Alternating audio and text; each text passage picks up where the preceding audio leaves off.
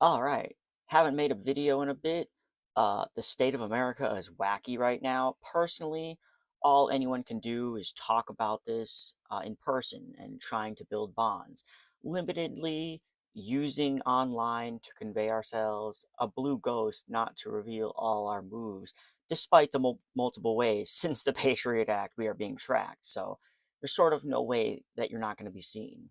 So the fascism snuck by while people doom scrolled. The revolution absorbed online, weakening the hands off protest for those speaking out. AI biometric data collection is coming, and you should know. Trump administration is dangerous, but is only a short-term figurehead, dying of chronic venous insufficiency, blood pooling in his body. This man was needed for the Silicon Valley ball to roll to deregulate with corporate nostalgia, one of the plans called Yarvin Blueprint, which this article goes over, but I'm not here to read this article. It is more of a backdrop, if anything. Anyways, my absence is based on reading when I can, despite the crazy hours, which everyone can attest to. So I've been writing a book without realizing it since 2021, with 16 chapters and developing more as things unravel. So I'm reading the table of contents and introduction soon. So obviously, I still believe in the lesser of two evils, and it's true that it's better to vote democratic voting, obviously, uh, but they're still complicit in unregulated wealth getting us into the CEO oligarchy, despite whether or not Democrats would deregulate world trade, which they wouldn't. But continue the fake 1990s paranoia on Iran having a nuke to harm Israel was always a part of the status quo, creating artificial demographic destiny and business priority. All right. So, getting to the introduction and table of contents to this book that I'm writing.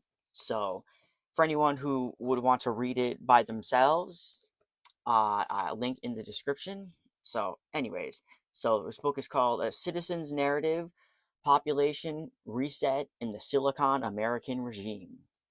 So, the contents: Chapter 1: The Autonomy Sword in the Fascist Hands of Caste. Chapter 2: Eugenics, a very short introduction by Philippa Levine. 3. The Eugenic Legacy versus Jane Against the World. 4.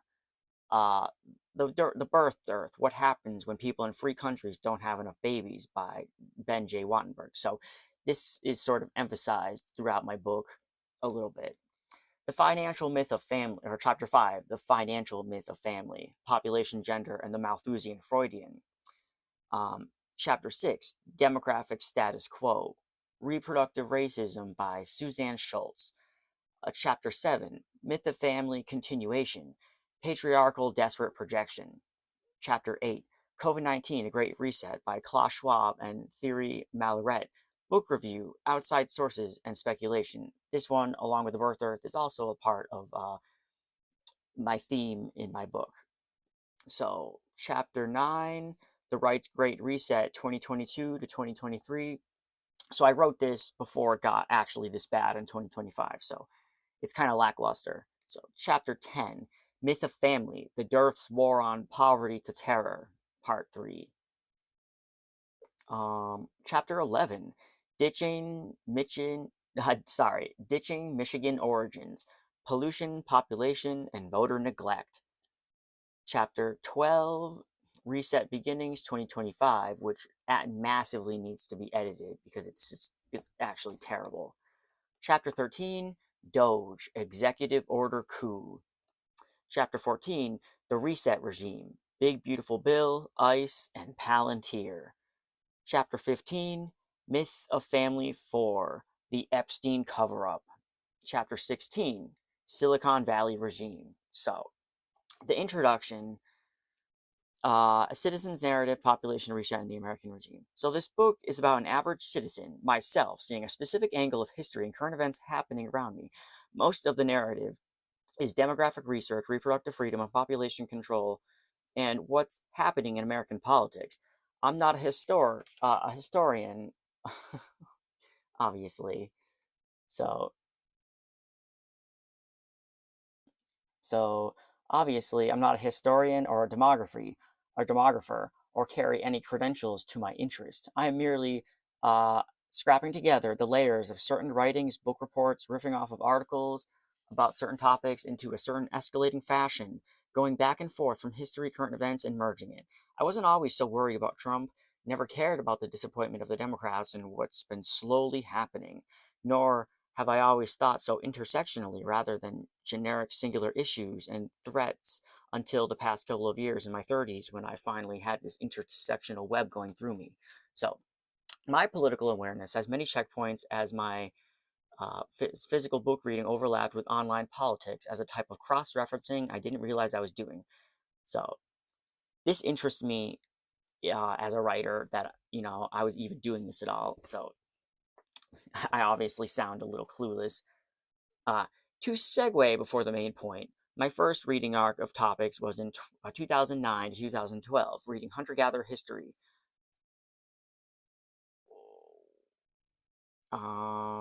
No, sorry about that.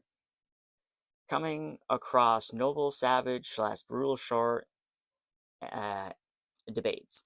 The excess of agricultural behaviors, changing tribal structures, add to the short time humans have been on the planet in relation to the planet's age, coming to see humans' industrialization as a blip compared to human existence, hunting and gathering. So in 2013 to 2017, I was getting into gender and sexuality, loosely wondering what the gender war slash battle of the sexes was about, which played into civilization changing due to agricultural roles, women's work expected, but not seen with as much honor until the suffrage feminist shift.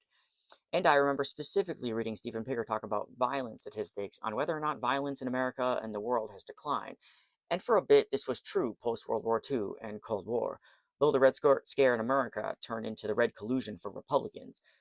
Despite lately, it seems like Trump and Putin are at odds with each other. So the decline in violence also meant whether or not nuclear superpowers go to war, which is what we are seeing in 2025 with India versus Pakistan, or at least at the time of writing this. So 2018 to 2021, I started getting into the history of genes and inheritance, which probably eventually brought me to the demographic research. The book that drove my first chapter, The Gene and Intimate History by Siddhartha Mukherjee, made me realize what is known in history as the eugenics movement, obviously by different names and euphemisms of bigotry playing into reproductive freedom and another angle of the battle of the sexes where women are expected to have or not have children for the state, government, or business. President Trump, the face of the American regime, once said in 2004, quote, pregnancy, it's a wonderful thing for the woman, it's a wonderful thing for the husband, it's certainly an inconvenience for business. Whether people want to say it or not, the fact that it is an inconvenience for the person that is running the business. End quote. I learned Planned Parenthood's legacy is wrapped up in eugenic ideology despite separating itself, but the feminist struggle to regain autonomy is at odds with elites who wanted Planned Parenthood for eugenic reasons. Before the fall of Roe, I wasn't aware of population struggles, but I was on Facebook one day and saw a grainy video of Jane Elliott talking about a book called The Birth Dearth, involving 1980s fear of changing demographics, echoing in today's politics, the right wing paranoia of their white numbers dropping because historically white women have always had access to reproductive technologies, while minorities, specifically African Americans, were bred like cattle, the American flow of immigration under attack depending on specific quotas not being taken in. So, for racial reasons, the Supreme Court struck down the right to an abortion in July 2022. Uh, 2023 to 2025 is where I focused on the history of population control and demographic research. Right wingers scapegoating women's rights as the new eugenics despite decades where feminists fought for on site daycare in the 1970s. Some activists asking for 24-hour child care facilities, which actually pushed Congress to pass the Child Development Act, where President Nixon was even on board. And before that, the Layman Act during World War II allowed on site daycare at certain jobs. This concept would have spread further, but radical Protestants and conservatives like James Kilpatrick claimed it was a plan to, quote, Sovietize our youth, end quote, saying it would destroy the middle class.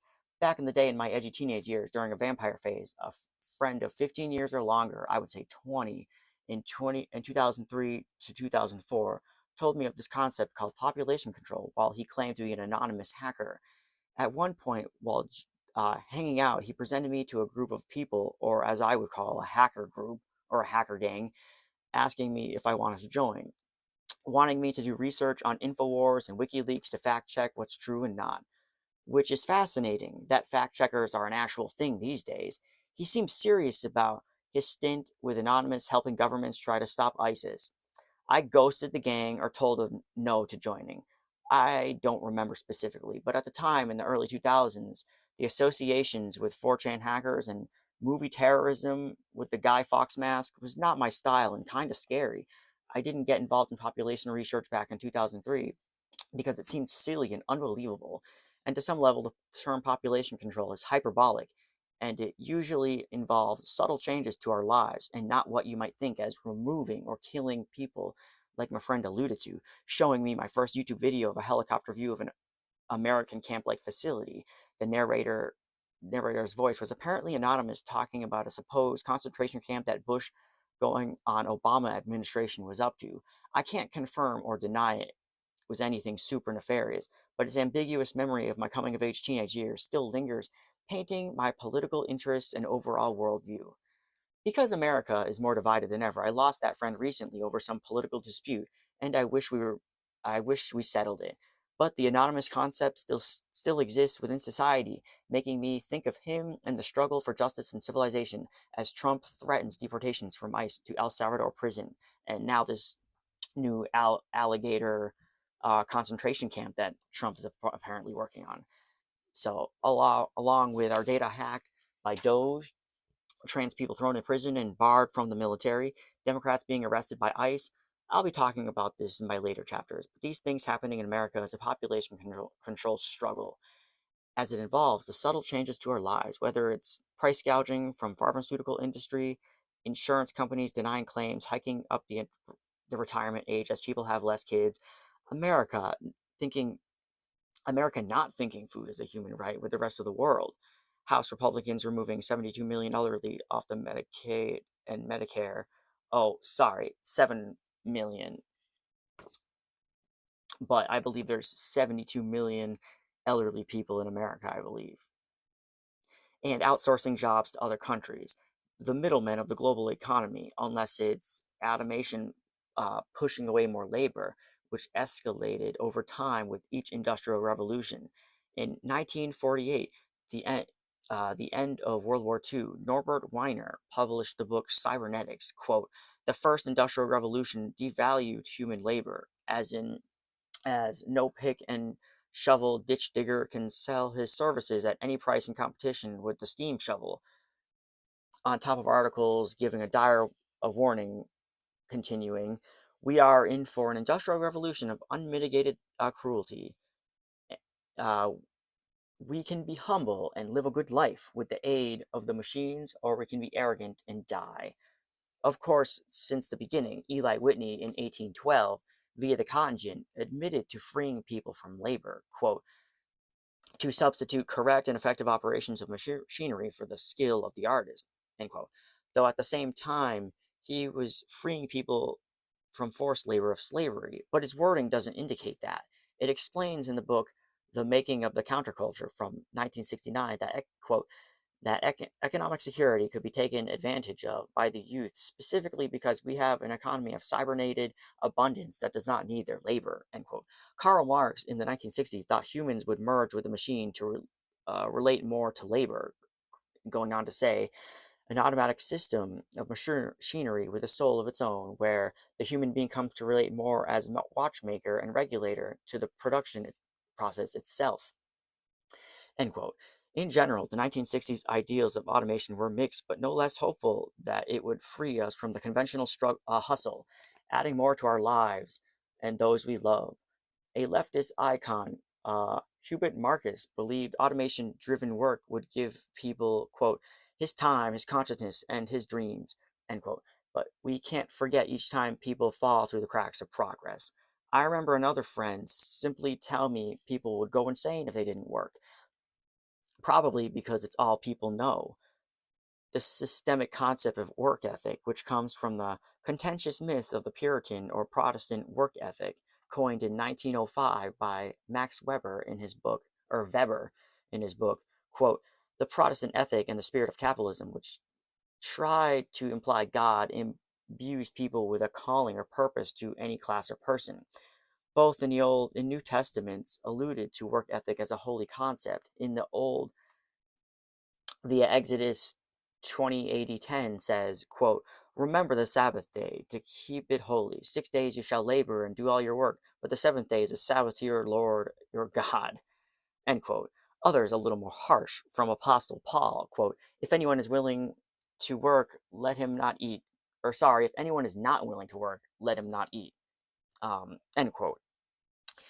Even not looking busy, regardless of prior work, you will be judged. Quote, A little sleep, slumber, folding up the hands to rest, and poverty will rob you, it claims. So, with no conventional labor from the automation shakeup, it will stir the shame from the religious perspective, the lack of incentives for the youth to keep working, while working parents with their kids are scapegoated as communists. The extreme religious right disturbing economic potential from future generations to fill the automation holy work ethic niche. And one of the many ways our children's futures are being robbed is through making teachers desperate and poor. Google and Silicon Valley funneling teachers into making extra money in what is called the sharing economy by having teachers be chauffeurs for Uber. Google giving money to schools based on miles driven by the teachers. The slogans back in 2014 was, quote, teachers driving our future, end quote. The educational system controlled by Silicon Valley wages only harmed more by the COVID-19 pandemic, pushing everything online or digital, like schooling via Zoom meetings, cutting back hands-on education. Then post-COVID AI schooling began to happen as students faked their answers with ChatGPT. Over 90% of AI schoolwork gets through the grading process. At the same time, teachers generate schoolwork for the kids outside of the ambiguous cheating, creating a symbiotic relationship or slow replacement feedback loop in the classroom. From an article by Newsweek, in late 2025, San Francisco schools introduced different equity standards. Superintendent Maria Su and the Board of Education attempted pushing lowered grades as passing. For instance, an 80 is an A, D is under a D is under 21, and quote, a score of 41% will qualify as a C. What's worse is in 2023, some schools started removing zeros from the grading system. Any schoolwork was considered 50% as reasonably attempted. Of course, this is a part of a broader deregulation scheme for automation. Digital automation is at odds with demographic schemes. Conservatives and big tech have taken apart the mechanisms to move forward in this country, cementing the fate of the working people with no homes, cogs in their cars. To move forward with what this book is about, each chapter is a book report, essay, and current event. The book topics do vary from botany, eugenics, labor, reproductive freedom, population control, feminist theory, creative writing, and a hint of my own normie way of putting this together, as I don't have an editor. Often, writing leaves me with burnout, so I have to take breaks, and combined with general difficulty making time with this. Chapter 1 is creative writing I started on 2021 to 2025, probably one of my biggest writing projects I finished. Each section of Chapter 1 is plant based, writing on the themes of reproductive philosophy on those who provided more to creating a child, which did leave women's biological attributes out of the question before blaming societal decay on them. Ironic. And botany language being connected to eugenic pseudoscience, humans historically compared to plants. The botany eugenic connection does fizzle out, getting into case systems that feed on each other. American American/slash British eugenic ideology falling into the hands of the worst enemies such as Hitler and the Nazis. I notice the irony of how anti-immigrant America is that the national security fears more demographic quotas than others. how this demographic issue plays into the Supreme Court striking down Roe v. Wade, making abortion illegal and more dangerous to mothers. Historically, white women have always had access, while black women are forced into motherhood for the state. The irony being that we have the richest man in the world who's an immigrant using labor behind citizens' backs while claiming the Democrats are stealing opportunities by using immigrants. The global security CEO is seeing the Biden gaffe on immigration as justification for letting Trump handle the country. Of course, historically, it's not about whether or not you are illegal, and our country has, for hundreds of years, catered to illegal immigrants if they worked for the system locally, not federally. It's the change in demographic quotas causing the mass amnesia by national security. Chapter 2 is more a book report on history of eugenics by Philippa Levine. The book explains that, oh, sorry. The book explains that controlling people's bodies was thought all across the nations by force or incentives like cars for sterilization, IQ, immigration control, sex ed, poverty reduction, the fertility rate, first impressions in general of a newcomer excited the most eugenic ideas. Eugenics um, became taboo after World War II. Eventually, the victors began focusing on population from an environmental perspective. Chapter 3 is creative writing combining three different narratives from three books: Margaret Sanger's Eugenic Legacy, Jane Against the World, and Slave Reading, focusing on feminism from reproductive standpoint since slave women were forced to create the labor force. The neglect to black women still follow into the modern world. The face of birth control varies from Madame Rastel to Margaret Sanger, who was controversial in her time. She was against certain elites' hands on birth control technology, despite having her own stance that borders on population control, but fought for privacy in women's own homes, against Christian authoritarianism from the Comstock laws, banning what it considers inappropriate, though Margaret Sanger has been seen at a KKK rally.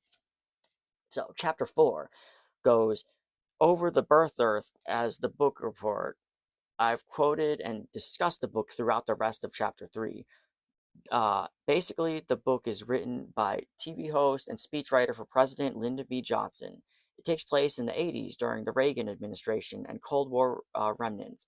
The data suggests demographics were declining around the world, specifically Western/European nations. The focus is how to incentivize women to have more children, which the book explains plays into a lot of societal factors that could bring down the economy without enough babies, such as such as increased elderly, fears of more immigration, the housing market being thrown off balance, not enough people buying, the amount of people in the military, etc. The book sort of does a lot of blame for the decline in birth, the transition to farm to urban lifestyle, women working, and homosexuality. Of course, the book explains how expensive adopting is and how strict incentives are to have children while trying to avoid others from having them, such as the poor.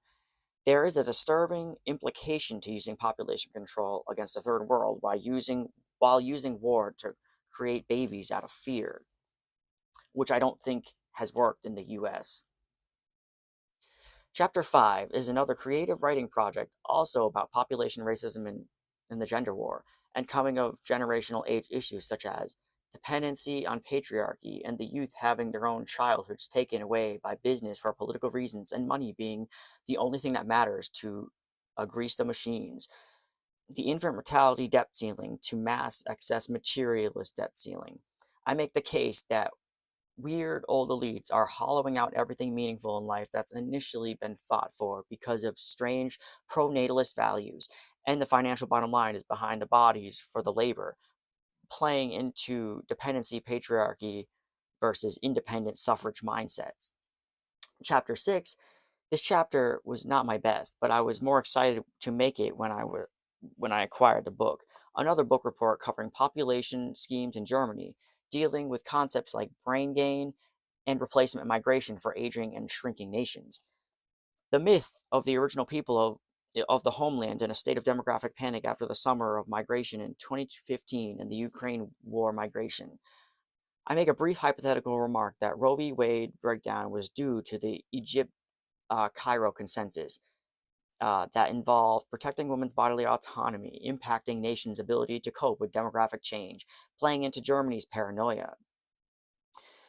Chapter 7, continuing with the myth of family, I awkwardly tie Thomas Malthus and Sigmund Freud as behavioral issues our current society still tries to promote, attempting to lower the population while at the same time over sexualizing in a patriarchy dependency archetype.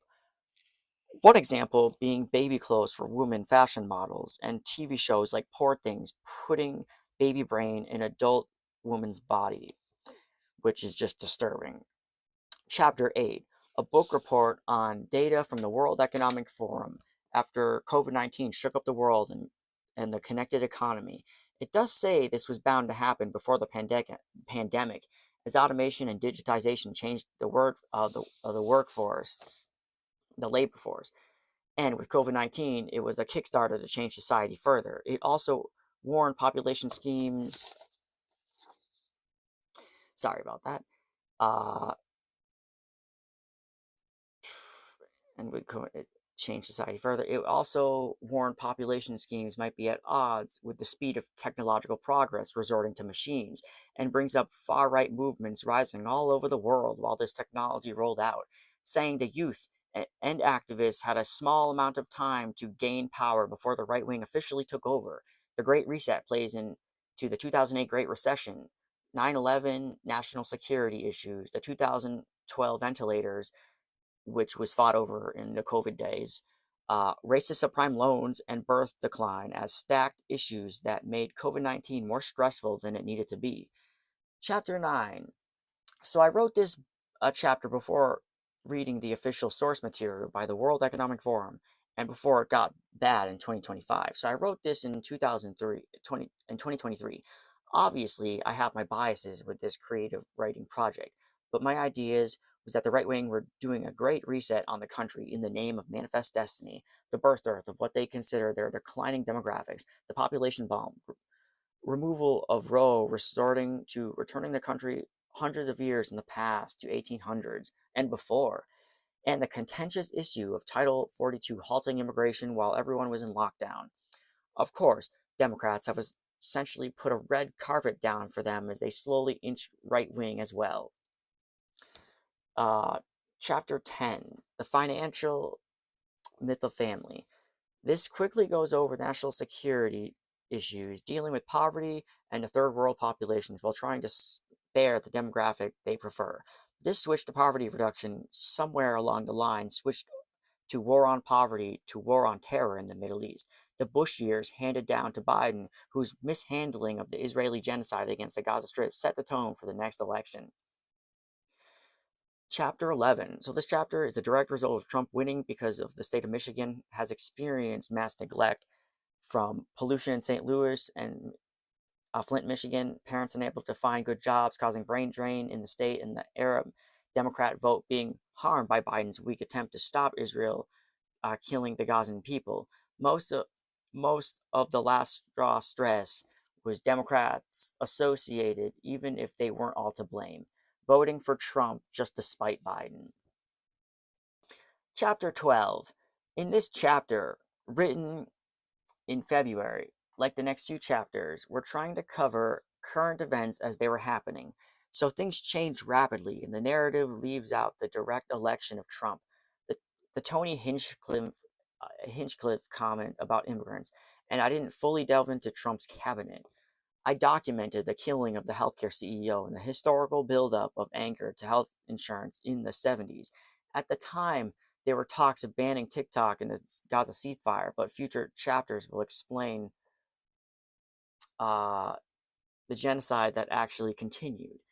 Trump's beginning executive orders were scary before it fully kicked off, but Trump hinted at arresting citizens with the Alien Enemy Act of 1798, while at the same time, I explained that Trump is a broader piece of the puzzle that the Heritage Foundation wanted to set up since the Reagans in the 80s. The anti-civil rights icons of the 1950s show their echo effect in politics once again, specifically the Capitol riot and the executive order to free them. The right wing gather to the World Economic Forum, coming full circle uh, to, uh, to the Great Reset, as the president of Argentina passes on his deregulation scheme to Trump. I can actually give you direct proof of that. All right, Chapter 13. This chapter riffs more on the Great Reset by the World Economic Forum, going over the post-inauguration moments where Elon Musk signaled to his Nazi party in Germany, causing mass protests around the US against Tesla. Then covers Trump Executive Order Doge, which is a meme devouring the country. It put Elon Musk in charge of deregulating and firing federal workers across the country, where Elon at the time wanted to automate every federal system.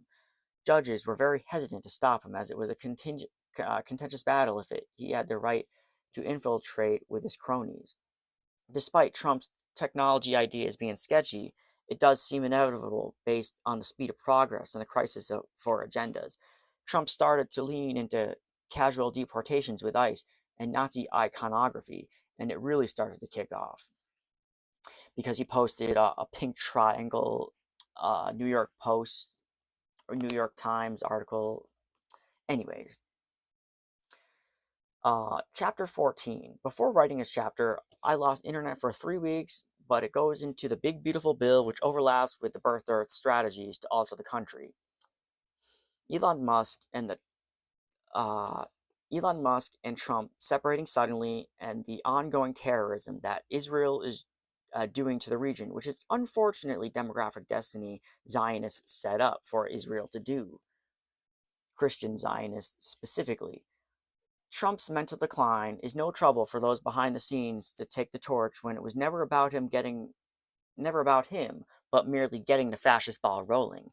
A different threat comes full circle since the pandemic hit in the form of data gathering company Palantir, coined after orbs from the Lord of the Rings series, known for psychic abilities. These people run the show now, from its opinion on Gaza and its funding of ICE deportations. Chapter 15, Myth of Family 4, is more creative writing which finally goes into child neglect with the Epstein cover-up supported by our fascist President Trump. Epstein involved in the 2008 recession that caused the global redesign plan to set into motion. Chapter 16, outside of Trump, Elon, and standard politics, I delve into Silicon Valley lore from Peter Thiel and Alex Karp philosophy about the fall of the West since the 1960s progressive movement started. These rich technocrats guiding the anti-woke corporate nostalgia movement, known as the Yarvin Blueprint. Towards the end, focuses a lot on Trump and Elon, which is sort of the ultra-Reagan strategy of the 80s, the Heritage Foundation wanting more of this to happen, and even before the 80s deregulation schemes, the plan was always set in motion in response to the 1960s shock on the status quo. Psychedelics, feminism, the space race, assassination, student protests against the war in Vietnam, and civil rights, all happening. The echo effect of the right-wing Milton Friedman, advisor to Barry Goldwater, believe in slashing Medicare, food stamps, and considered Social Security a, quote, cancerous growth of the federal government, end quote, setting the tone for what Doge was and pushing back against civil rights with rhetoric about woke mind virus as opposed to communist paranoia. Because the 1960s were so full of change, it caused business to promote nostalgia as a strategy to lure people back into old comforts, causing timeline amnesia and holding back possibilities for the future. Peter Allen, observing the cultural repeats, said it best in his song, quote, everything old is new again, or what Yale University Dean Robert Brustein called retreat culture in 1957. The musical Grease, themed in 1959, actually came out in 1971, and The Way We Were, a movie also pining for the 1950s despite the 20-year gap. This pattern continued for almost everything in the US. Fashion, for example, exploded with the 1960s progressive energy, seen as the absolute pinnacle of newness and nowness. With the times, by the 1960s, it was night and day that things changed. Quote, almost overnight, everything stopped looking futuristic. To a lesser extent, in response to the 1960s cultural shift, is responsible for the concept of comfort foods, staying safe and simple, grits, potatoes, gravy, warm biscuits, etc. The poet J.G. Ballard bluntly put that after World War II, America wanted to move further to better times until the later decades of the 1970s and 90s. Quote, people simply became uninterested in the future, taking part in the past in a theme park way, end quote. This didn't happen from ground up, as a story written by Kurt Anderson and Paul Rudnick. Quote, Hollywood nostalgia productions had portrayed the 50s and early 60s as something to be pined for, creating the illusion of two different Americas, or as a propaganda narrator states, quote, now there are two Americas, end quote. The orchestrated division in the country was never amended. The weaponized nostalgia continues to this day as the same cat and mouse game against those labeled communist or akin to a virus to the country. The national security immune system flaring up to stop youth activism, civil rights, reproductive freedom, and anti war attitudes. Back in my day as a child, I watched Roseanne, Dirty Jobs, Dr. Oz, Dr. Phil, Joe Rogan on Fear Factor, watched Fox News, and a long list of mindless TV when I wasn't outside in my early 2010s. Little did I know they would end up in today's nostalgia mission, promoting the Make America Great Again Reagan Trump motto, the echo effect of the post 1960s timeline. Technology always changes. Abundance in mass, blinding entertainment, all you can eat merely surrounds the core of the same enemy, hiding the need for redistributing wealth as elites drown people in dopamine hits, fixes, and stims. All right. I'll see you in the next one, guys. It's been a while.